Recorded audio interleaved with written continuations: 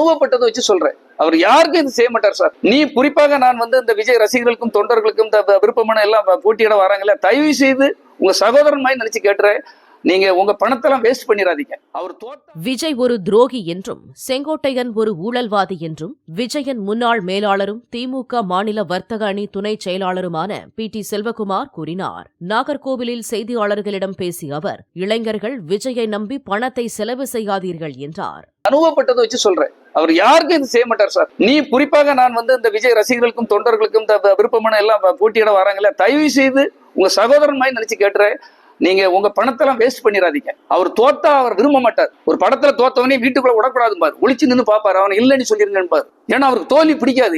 ஏன்னா எவனுக்கு கிட்ட சேர்க்கமா, அவர் படம் தான், அவர் தான் ஹீரோ. ஆனா எந்த தோல்வி அடைந்த ப்ரொடியூசரையா சந்திச்சிருக்காருன்னு கேள்விப்பட்டிருக்கீங்களா?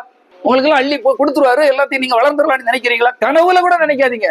நடு ரோட்ல விட்டுட்டு அவரு சினிமா வேண்டாம் ஒன்னும் வேண்டாம்னு வெளிநாட்டுக்கு தப்பி போய் விடுவார்.